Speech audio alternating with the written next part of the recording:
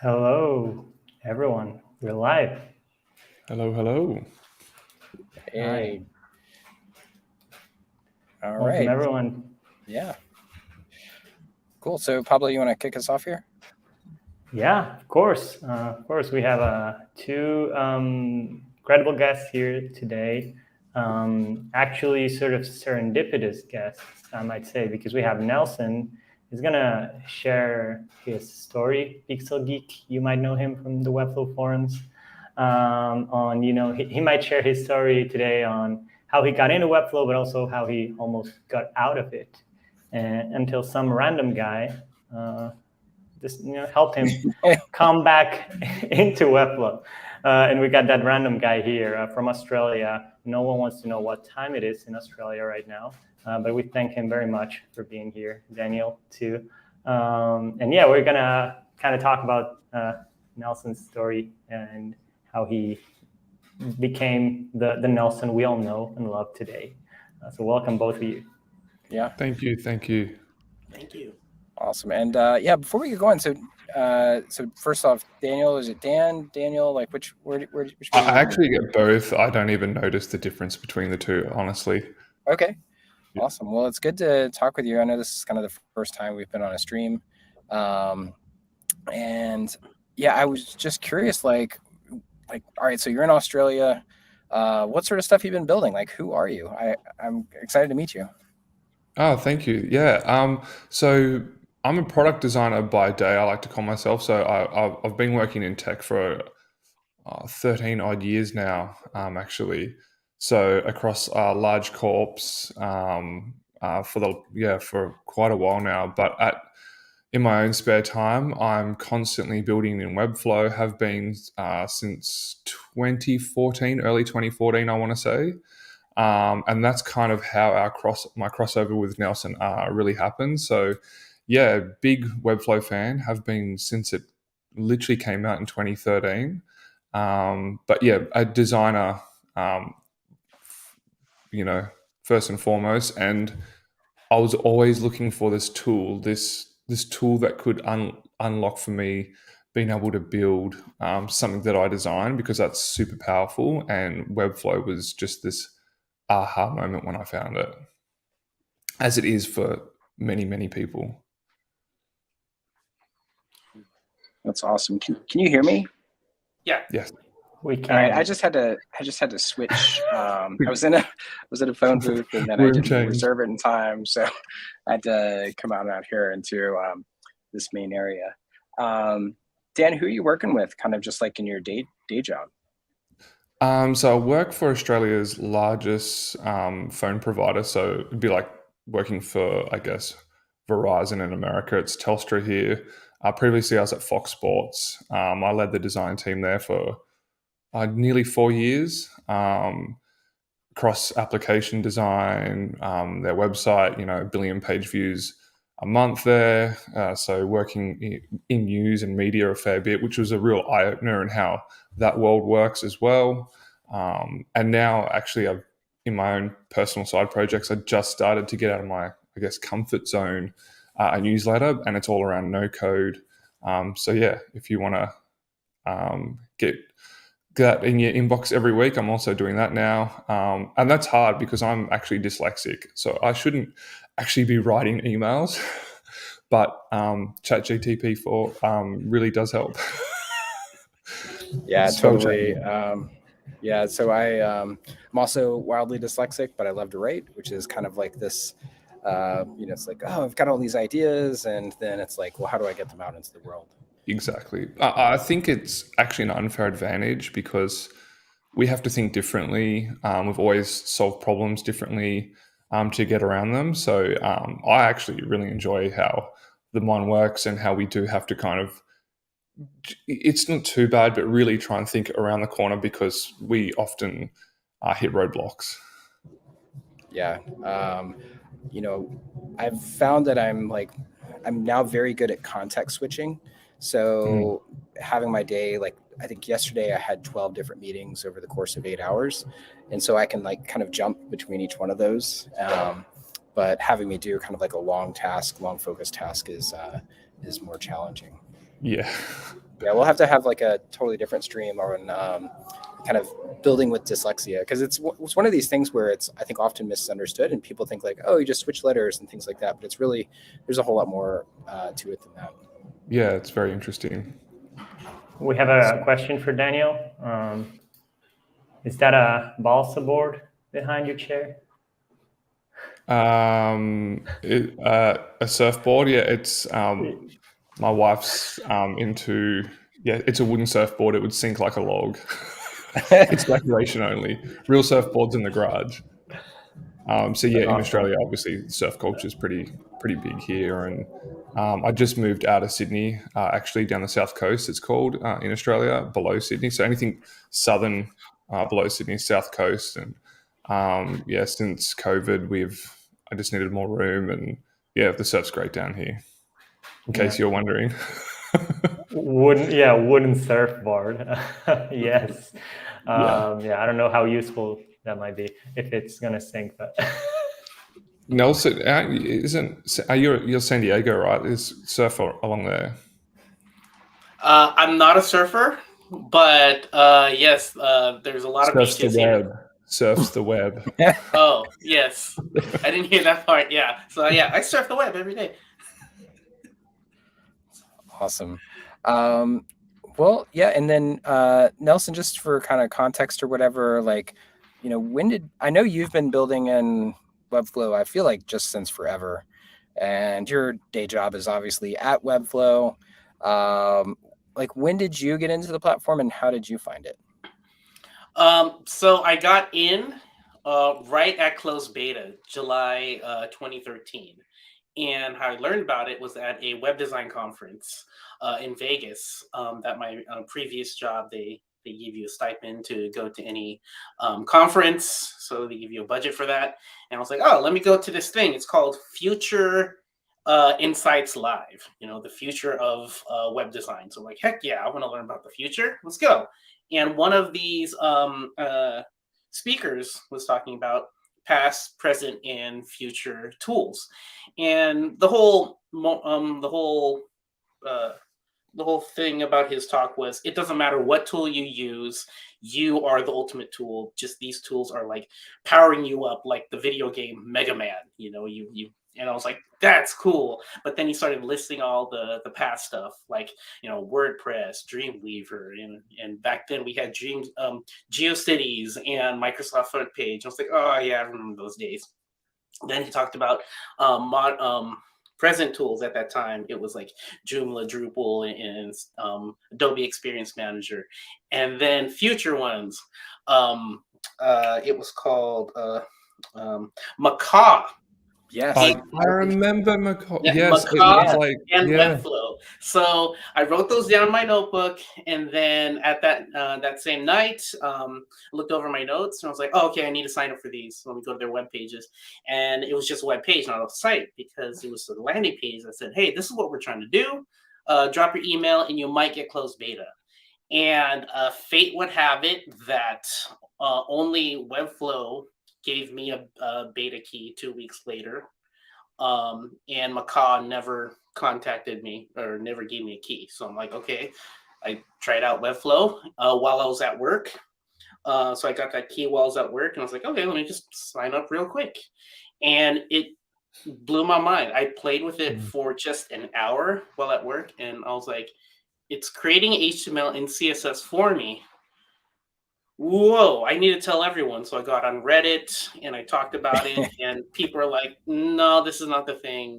Nothing will kill WordPress. And I was like, for some reason, I was like, no, I'll show you. And that's just where the fire started, when people were saying, no, this is not the future of web design. And we're almost at 10 years later. It's kind of the present of web design, and also the near future. So that's a little bit of the story. Okay. Yeah, jumping in there, like back then, everyone would call it a WYSIWYG. And it was a very dirty word. There was no code word back then or anything like that. Yeah. There was Wix going on and Weebly, and everyone just saw it as another one of those tools. They couldn't see the power of it. But like Nelson said, soon as we could see that it was producing code. That was the big mind blower that was going on there. But McCall, I've totally forgot about that. They sold straight away. They kind of barely got out of beta, and did it sell to Adobe or something like that? Envision app. Envision. And Yep. that's where it died. They kind of took all the people from there and built what they wanted to. Yeah, and I remember about that time as well. Do you guys remember Designer News? This is like way back. So yes, I was speaking to the guy who made that only a few weeks ago. Oh wow, that's wild. Yeah, so I'd found out about Webflow on Designer News, and I didn't kind of believe in it. And then later they posted a video from Sergi talking about how like they didn't get into Y Combinator first time, and then like kind of what they were trying to solve. And I was like, oh, I like Sergi. Like let's check this thing out. Because at the time there was also this other platform. It was like an AI platform, which now, like there's a lot that we're doing with AI, but back then I was like, oh, this is a scam. I didn't believe past any of the marketing layer. I was so jaded with I don't know, with a lot of what was out there. But I think this conversation was interesting. There was something that I'd posted really about kind of, I would say, mentors or people that had kind of helped you out in like really particular times. And Nelson, you had responded to this and said, that you had benefited from kind of a note from Daniel. And I thought it'd be really awesome to get both of you all together and be able to talk about that. Because one of the the hidden features of Webflow is really the community. And, something that we talk a lot about at Grellin is like community is just a group of people that believe in one another and work towards a common goal. And I think you're sort of expressing that. And I'd love to just hear a bit about, maybe we can kind of rewind. So it's like, Nelson, you found Webflow. Dan, you'd found Webflow, really excited about it, want to evangelize to everyone. And then all of a sudden, things go off the rails as they often do, right? So it's like we bang our heads on the keyboard and we're like, why did this thing work? I will never get it to work. I'm just never going to build for the web again. So if you could rewind and just talk about what was that moment of frustration, and then, fast forward. I know like Dan, you had responded to something on the forum, but I'd just love to be able to kind of like recap that and talk a bit about it.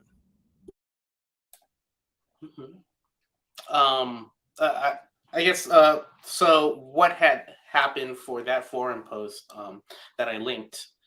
It was that 2015? So at that time, 2015, I was working really hard at my previous job.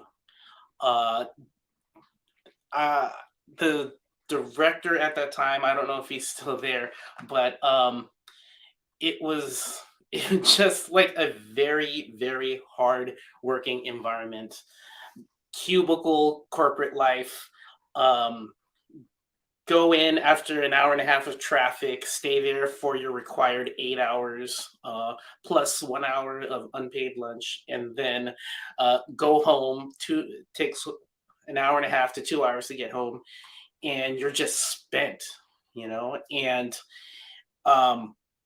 I don't know if they still do this, but at the time they would usually have their big announcements during a huge keynote, which happens on the first or second week of each year. So I didn't get holiday breaks. I did for Christmas Day, but not Christmas Eve or any time after that. Of course, you got New Year's off, but it got to the point where I was so stressed and working alone in a small conference room that I would book every day just to get the work done, and made my own physical Kanban board and was being my own project manager and everything. And it got to the point, and I kid you not, I was stressing so hard on trying to code these interactions and make them responsive. And this is 2013. Responsive was still kind of a new thing back then. And trying to make this interaction responsive for this product launch announcement. And nothing of my code would work. And I took the work home and tried to do it over the weekend, so it'll be done by I think Monday or Tuesday. And I kid you not, I was so anxiety filled, stressed, coding with just in my underwear at my home office, and I'm holding my wife and I'm like almost about to cry. Like, I can't do this anymore. I can't do this. And I remember, and so it's just that moment. I was like, I'm giving up, and I haven't used Webflow for a while because too much stress at work. Because Webflow's that shiny new toy, it's your dessert, but you got to eat your vegetables first. I mean, you're not gonna like it, but you have to eat it because that's what pays the bills. That's what keeps you and your wife safe. So then after that project was done, I was like, I don't know what to do. My whole hobby from when I was 13 years old, and which is my passion, which is playing with this thing called web design and teaching people about it and getting people excited about it, has fizzled out. Why should anyone learn this? There's nothing, Webflow's nice, but I don't think it'll help anyone. But I've helped people in the past on the Webflow forums, but like, why even continue? And that's when I got a message from Daniel, and you literally changed my life. You literally saved it, because I was like, I don't know what to do with my life anymore. Like, web design to me is dead if this is what the environment is like. Yeah. It's amazing that a small message to someone, a little act of kindness, can have such a big effect. Like, it was like the butterfly effect in a way, how it deflected you back in. But yeah, that's incredible. To like, we all have things. We often, we have a persona we present online, but there's hard work behind all the work that we see online, and the suffering sometimes of of what goes on at jobs can be very, very difficult and lonely, especially in design. It can be quite lonely, or you're trying to fix some code, and the smallest thing will just drive you insane, right? Especially if you're trying to do animations. And like you said, back then, responsiveness was such a new thing. Like, that was what everyone talked about. Oh, does it work on mobile? Or does it break? How is it breaking down across different devices? And that was all very, very new. And Nelson was always on the forums. Like, you'd have any question and you would be there. So all of a sudden, I just noticed over probably a month or two that just the radio silence and the positivity in the forum that you'd bring in, the energy, just was gone. And so, yeah, there was a bit of a gap there for sure. Do you remember what's the note that you sent? And I don't know if we have that, Pablo, if you've got that up, or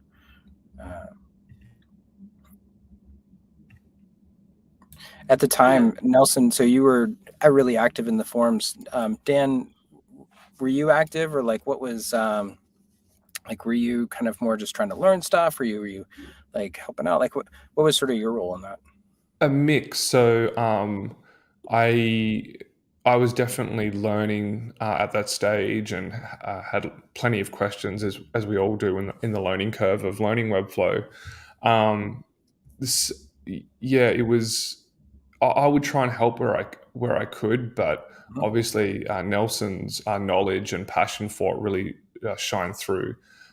As the people who made Webflow, the founders, noticed it as well. Like, the community was really tight back then, and is now on the forums. So yeah, you could definitely.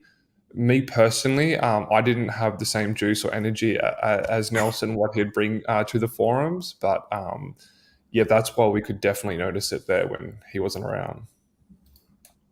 Yeah. That's awesome. The tight knit of back in 2013 to 15, Webflow was still small, but it was growing fast. But I remember the times on the forums where it was like a little family, because people were like, hey, I made a website for my newborn. And it's like, oh, how cool, you know, adding little interactions here and there, or hey, I'm getting engaged. So those kind of things. So it's like really cute. And I see that happening now, not on the forums, but like on um, organically created communities like Flow Party, and Floxies and whatnot. But Daniel talking about the butterfly effect. Yeah, I mean, I I love helping people, but I still struggle with accepting help and asking for help. And I always believe that you are stronger when you ask for help than pretending you know everything. And I struggle with that all the time. And when Daniel, I wasn't asking for help, but Daniel, you changed my life with that little message, and I made it a promise right after I got that message. And I was like, okay, I need to get back on and help people again. I need to just enjoy design. And 2 months after that, that's when Vlad sent me a random email out of the blue. And then when I got the job, I said, I need to help more people. And if I can help at least one person a day, then I'm doing the same thing that Daniel has done for me. And I need to do that as much as possible. I mean, Daniel, you helped me back on this track of life. You helped me get to where I am. I mean, that small message. And if this story for anyone, just help one person, and you'll help so many other people that you'll never meet. But that's that butterfly effect. And I truly believe in that. And yeah, I don't want to get super emotional, but I don't know how many more ways to say thank you. And yeah. No, thank you. It's what you've brought to the community, obviously. You've achieved that in far more than you've probably ever imagined, the amount of people you've helped along the way. And I always remember you doing meetups and everything like that. So yeah, you've I really didn't do anything else, and it was all you, for sure.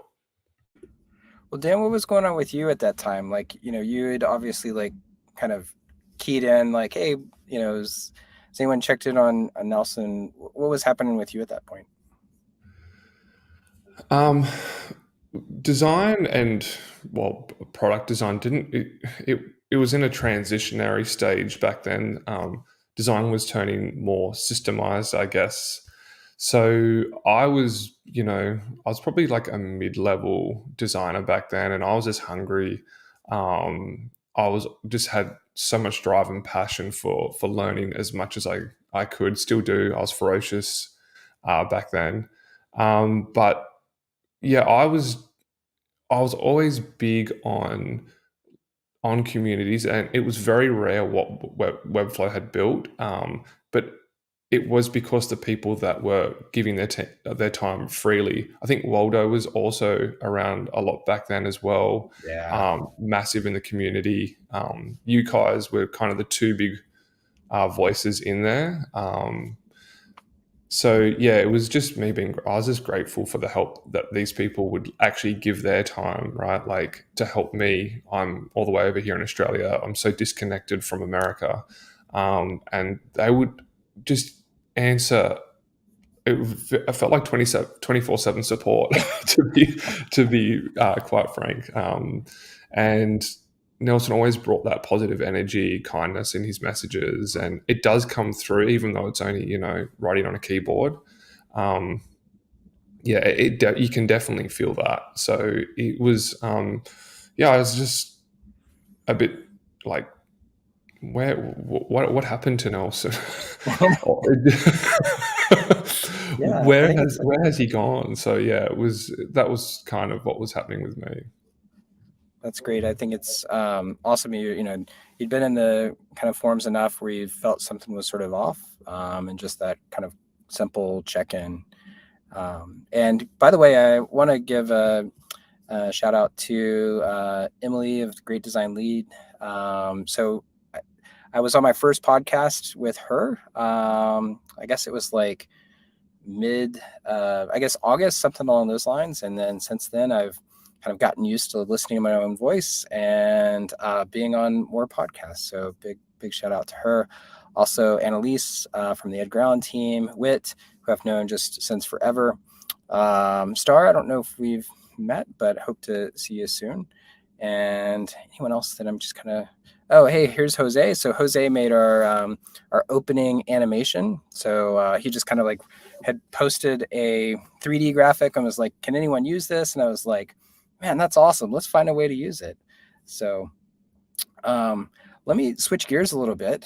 So now that we've looked back, and I would love to hear from you, Nelson, because you have kind of maybe a little bit more of inside baseball, and I'm not looking to know the secret ingredients to Coca-Cola or anything along those lines. I know that's all behind kind of locked doors. Yeah, apparently it's bottled happiness is what they say here in Atlanta.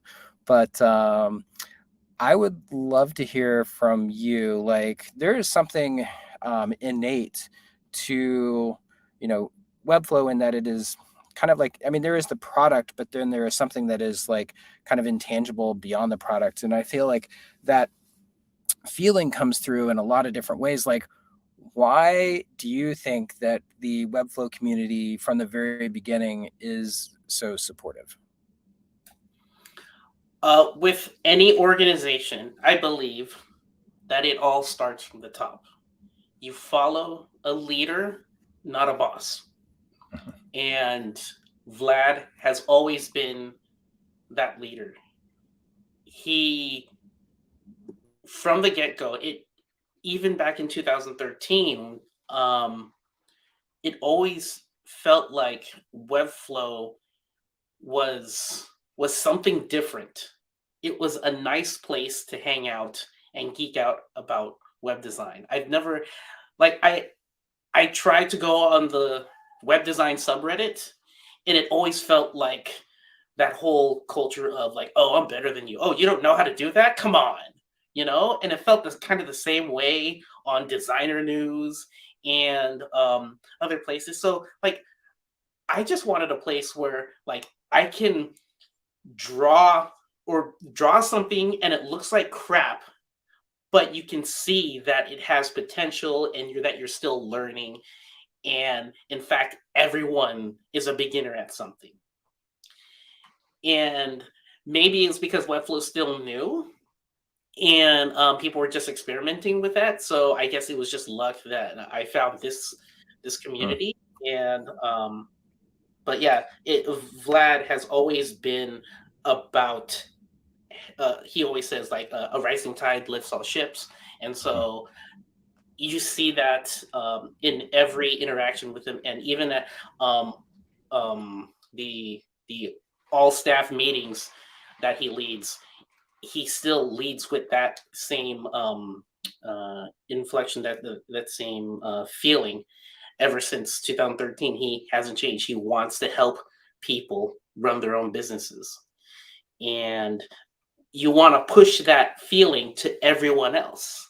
And then when Waldo came to the team, he helped me learn more about empathy. And we pushed that to the community as even further. And I think everyone learned from Vlad and everyone else that has interacted with the community. And it just feels nice to ask for help. It just feels nice to interact, and people don't judge you for learning. Yeah, absolutely. And I think that I know that I have personally, so as Ed Growlin has been growing up, like I've looked up to Webflow in a lot of different ways around like how they've approached their business, how they like sort of the openness. And even like we didn't tell anyone about Webflow for the first probably a little while that we were on it. It was kind of like our secret. And I don't think it was until maybe 2017, something along those lines, that we kind of like came out of the closet and said like, hey, all right, we're using, this is how we're building stuff. Because we would always sort of pitch pitch work and then be like, oh, and by the way, we're building it in Webflow. Some of that was also kind of like to sidestep objections, because at that point, we've had to do a lot of work to kind of get companies to believe in the platform. Nelson, as a follow-up question, if there is like a business book from Vlad, what do you think would be 3 lessons on how he leads that other small businesses like EA could take away as we're growing? Arm yourself with as many puns and dad jokes as possible. That is number 1. I mean, every meeting, he has to throw a couple of in there, and you just roll your eyes and can't help but laugh. Which I guess goes to number 2. It doesn't always have to be about business. You have to have fun, and there's ways we can make work fun. But I think that last thing is, empathy. Like, how can you help your fellow human? How can you help? And he's a real leader. I mean, all the news that goes on. I mean, like when I don't know if you know his backstory, that he immigrated from Soviet Russia, and learning about that backstory just shows how much he struggled. Him and his family struggled, and when I hear about that and learn what he had to struggle to make Webflow happen, I just want to give that back to the world as well. Like, lead with empathy. And so I think those 3 things. I don't think it'd be a good book because I'm not a good writer, but hey, we got ChatGPT, right? That's right. I'm just going to load this conversation into a model and see what comes out the other side. There you go. Yeah, but to kind of summarize that, it sounds like start every meeting with dad jokes, which is really around, like, I think, have fun. Approach things from a human, like understanding people as humans, and within that human side of this, which is, I think, the way that we try to look at things as well. I've for a long time, been building the internet for 24 years, 23 years, something like that.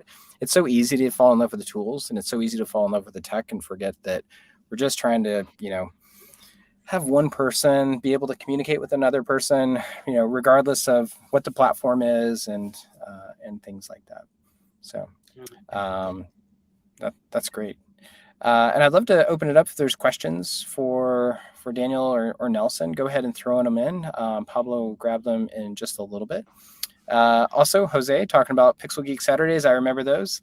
So yeah, I think that was a time you were like doing stuff, and then it felt like you're building up like a whole lot of momentum. Nelson, I'd love to hear just a bit about like what that was like in that transition.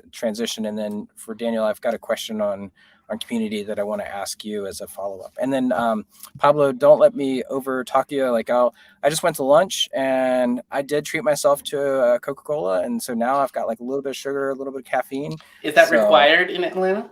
It really is. They make sure you have a daily kind of allowance, and they'll take away your driver's license. Yeah, it's part of the economy. So that's it. Yeah. So the whole thing starts to fall apart.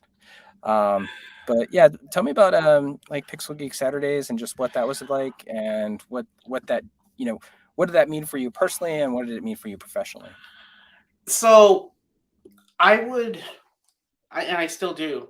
I learn by doing, and I play around with Webflow by doing side gigs. And every time I learn something, I'm like, oh, I gotta write this down. I gotta stream it because I learned something new.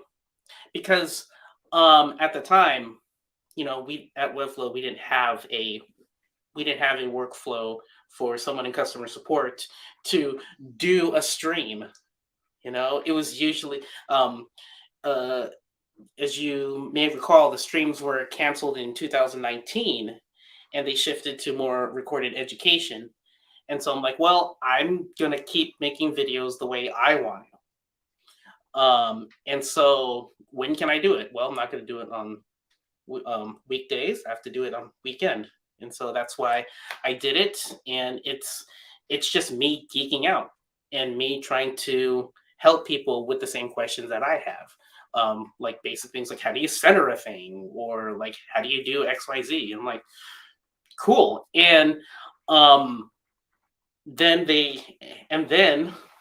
2020, I think 2020, I got this new role as senior product evangelist and now part of the education team. And I was like, oh my God, all the dreams. They're like, here, Nelson, here's a studio. We're going to fly to San Diego and build you a studio. I'm like, what's going on? And so it's just amazing. So that's why there's no more PixelGeek Saturdays, and I'm streaming on the official Webflow channel. But like, I don't mind giving the stage to someone else. Now you have people who are doing it better than me, and I'm like, go for it, Timothy Ricks. Go for it. Other people are streaming. I'm EA Live, not Electronic Arts, but EA Live and Flow Party, FinSuite, and Floxy's. They're all doing it, and they're doing it bigger or for a certain niche. And I'm like, cool. And like, that's me. I don't want to have the stage all the time. I just want to see if it works and then say, hey, you could try. Cool. All right. Bye. Yeah.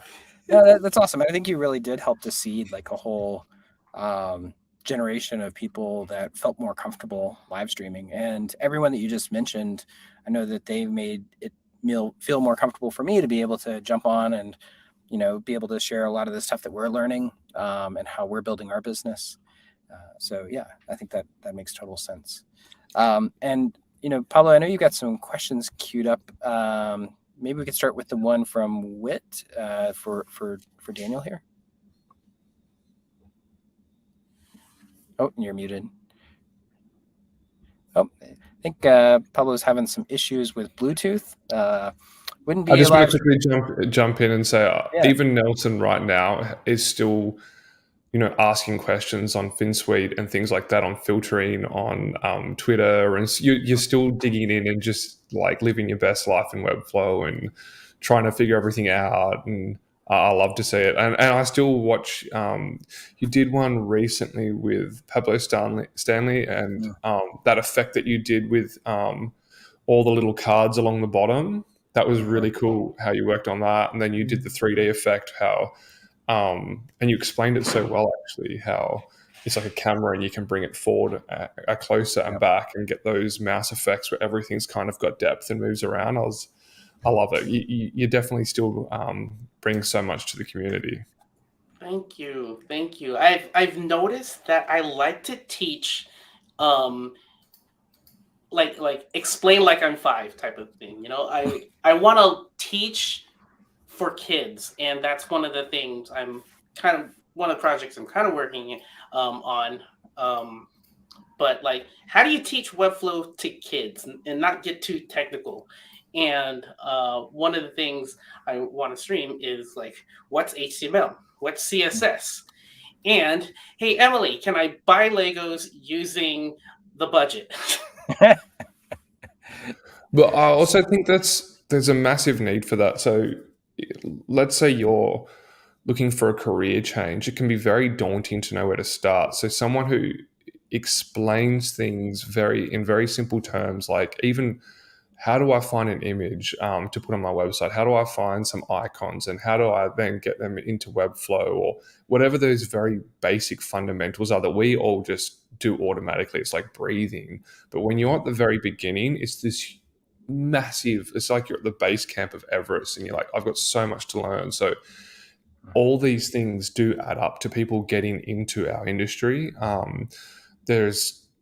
I guess as humans, we can't really fathom the amount of people that are coming into this industry as well. Nelson, you probably see that a lot more with the numbers, but there's always going to be that need for dumbing things down, like you said, making things as Well, it's simple not as dumbing things down. No, it's not. Because all of, I Being mean, like a if 5-year-old. you were to use that phrase, I'm just going to say it. All us humans are dumb. We're all dumb. Yeah, and it depends where you are. Are we getting double audio, or is it just me? I think it's just you. Oh, just me. Okay, then I can keep speaking. That what I was saying is that when you're starting, you are a beginner, but when you climb up a couple of steps, you're still a beginner there. So at whatever stage in which you are, it's nice to have someone that is not assuming that you know like everything or everything that you should know at this stage, because we all come from different places. So that's why I really appreciate the way you know, Nelson, recently I used one of your tutorials that you recorded like maybe, I don't know, 4 years ago on how to use Zapier to bring in multi-reference items from a form submission. And it was just a 30-minute video where you were like step by step explaining the thing. I've been doing Webflow for over 3 years, but still I never done that. So it was really great to have someone explain it just in a straightforward manner. And there's some questions in the chat. If you think, Mason, we can go into those. So I think, Nelson, you responded to this one already, but here's Felix asking, what's the future of the PixelGeek YouTube channel? 10 months without posting. I don't know. I have a kid, I have a wife, and doing side gigs. And you have Build and Bond, right? So on Friday, Friday afternoons, hang out. So there's definitely places to be able to see you and kind of ask questions, see what everyone's working on. Yeah, but the future of my channel, I don't know. I'm not one of those YouTubers who will just try to play the algorithm or try to make ad money because there's ad money. I only want to post things that are valuable. And if you want to watch, cool. I'm not a marketer and I'm not one to look at analytics. I'm just like, hey, so I don't know when I'm going to post again. And if I do, it's probably going to be something pretty good. I'm not going to say like, oh, you have to watch. But yeah, I don't know. Well, and I think that's really, one of the nice things about you and just like other people. It's like, Floxy's is a great example, or, even like Webflow Cafe. It's really just trying to build a group of people that are helping to build each other as opposed to just building an algorithm. So I fully appreciate that. You got a solid answer from Whit. Yeah.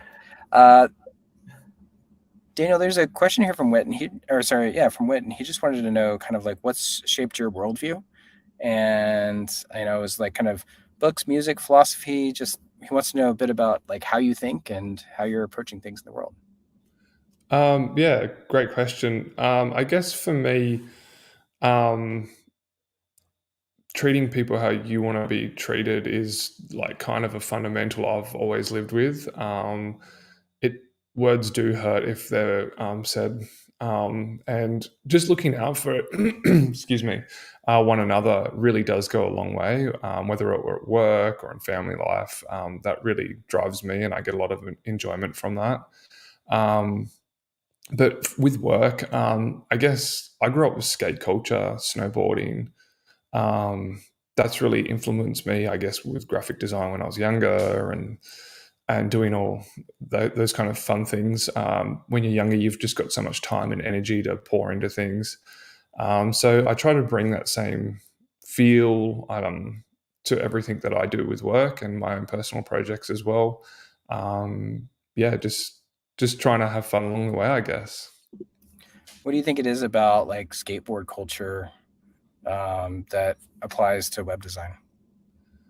The old Thrasher magazines, and everyone used to do their own graphics and the skateboard decks, and it was such a cool scene. I guess you could describe it like before we had responsive web, that's how people would view websites. It was this blank canvas to create, interact. Like, it was crazy, the web back then, right? We've now got some order and structure, and or, you know, it's kind of got, the web's kind of got boring a little bit compared to what it used to be.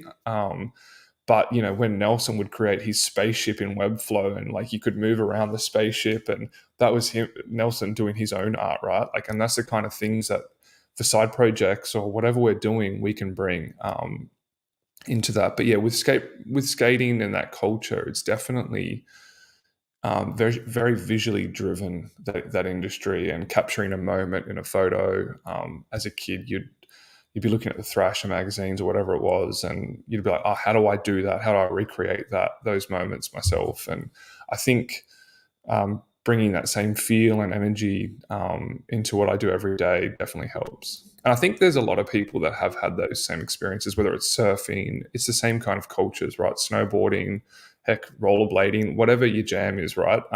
There's all these little subcultures everywhere that we can bring into our everyday life and working environment.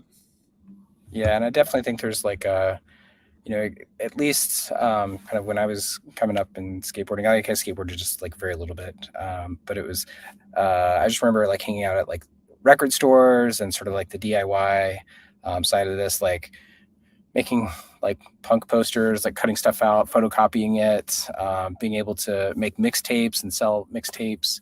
So a lot of that like hustle and being able to just like have an idea and get it out into the world is, I think, also one of the things that drew me to Webflow, where it's, you don't have to, like, you can shorten the distance between the idea and the execution and kind of do a little bit more with less. Yeah, that's the beauty of it. Webflow really empowered. I'd have these designs, but back then there was no way of actually, I couldn't move everything pixel perfect to how I wanted to do that. And Webflow was kind of like that. Oh my goodness, too much power. Yeah. And I couldn't believe that others weren't jumping on it as quick. I remember doing a meetup many, many years ago. Like, Webflow didn't even have anything that they could send to help with running meetups back then. I was like, do you have anything you can send me? And they're like, sorry, you're on your own over there. But it was really interesting to see people's reaction. I did a live build with about 100 people back in the day, and just seeing people's reaction and the power that it would bring. And obviously you guys and Nelson especially would see that. It is pretty cool seeing people's faces, like, oh wow, okay, this is different. And dare I say it, the framer community is kind of feeling that same way. They're having their own aha moment where people, you know, it's the same thing, right? Designers being empowered to bring things to life. You know, rising tides, where it all lifts, whether which tool, or it doesn't really matter. As long as you can get that job done. Having an open mind to everything, that's how we got here, right? Is having those open minds, having that curiosity to look what's there and what's next. And you know, bringing skate or whatever it is, that those underground cultures, the grunge, whatever it is, definitely helps to do that. That's what Apple's whole shtick was at the beginning, right? Us against them. Those underground cultures, they brought that with all advertising, and it's definitely a thing. It's awesome. Nelson, what about for you? What kind of like external cultures have you kind of thought about or sort of channeled as you've kind of grown up within the community? I guess what is asking, like, not tech related, but yeah, like influences. my influences has always been tech related. I've always been into video games, always been into UI and motion graphics. I mean, when Flash came out and my friend just showed me a beating heart animation, I was like, yo, what is this? And then DVDs would have these awesome, cool menus, you know, and I would just like watch the looping menus animation. I'm like, dude, I don't want to even play the movie. I just want to watch this. So I was always influenced by design, but always kind of sad that I don't know how to make that. And then when Flash came out, I was like, okay, I kind of know how to make that. And so it was just tech related all the time for me, just trying to recreate stuff that I would see in popular media. As far as my philosophy goes, that's why I love just consuming space exploration news. And obviously SpaceX is on my mind. And if you saw my Twitter profile, it's also on my arm. I wear it on my sleeve, as they would say. It's because, you know, I love when humans are asking questions, knowing that even if they get an answer, it's going to open up even more questions. And the process, I feel like the process for us humans is what Neil deGrasse Tyson said. It's one must love the questions themselves. And that the journey to the goal is much more important than the goal itself, basically. And so, yeah, that's and another influence. And please don't, if you're watching a recording of this or you find a clip of this, don't get it. Please have this context. Yeah, I like watching kids because let me finish. Let me land, because they have such a creative mind, and just trying to understand what they are experiencing in the world, you know, just makes me full of wonder. Like, what can I learn from you? Because you're not thinking about taxes, you're not thinking about making sure that you make ends meet. You're just being a kid. So yeah. Just to riff off that a little bit, like my wife and I often talk, like when you're even younger, like 16, 17, the world is, I don't know, there's so much excitement, right? You've got everything's in front of you, and it's kind of sad sometimes as you get older, like, where did that energy go? So to learn and you dive in, you can get that energy again, that same feeling, and learning constantly helps us to stay in those moments of being young, having a young mind where everything is in front of you and there's excitement and what's around the corner. Living with that is huge. That's amazing. Pablo, are there any other questions that we wanted to kind of fit in here before last few minutes? I think we've gotten a lot of them here. Yeah, we had have a really good one from Star, specifically for Nelson, which is, what is the best part about working for Webflow? The people. Actually, the people community, and the okay, so I always, throughout my career, I've learned that there's two pillars to every job. There's the work you do and the people you work with. If one of those pillars just is falling down, you're going to hate it. You can love the work you do, but the people you work with make it hard for you to work. You can love the people there, but the work you do isn't inspiring. You're not going to like it. And I'm just very grateful, fortunate that I get to work at a place that has had those pillars and it's not falling. The people I work with, which is the staff at Webflow and the community, it's just beautiful to see everyone grow. And the product is what's helping everyone grow too. And so, yeah, and the constant puns. I thought you were going to say the swag. Do you get some swag? Yeah, here. I have a stack of stickers. You want some? Like, how do I? I mean, yeah. So a lot of swag. But if you ever come to visit the HQ, I mean, there's a whole wall, and you can be like, oh yeah, let me get. I think Mason. I don't know if you visited. Yeah. So.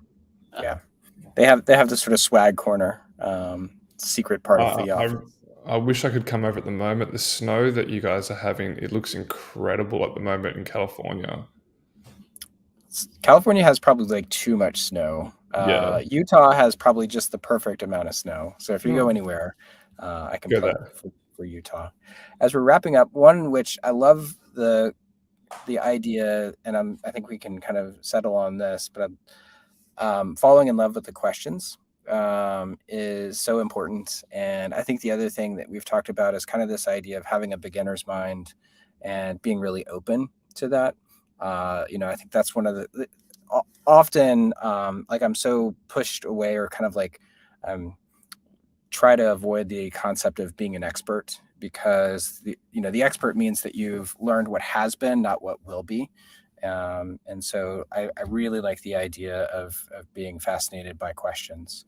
And I think that, Webflow, I see it as more of a mission that happens to have multiple tax structures. So, there's the official tax structure of the company, but then there's all of these other companies that are building around that. As we close, I'd love to hear, Daniel, you had mentioned kind of some stuff that you're working on. We'll include that in the chat, but I'd just love you to kind of give a second so that people can follow along and find out where to see you next.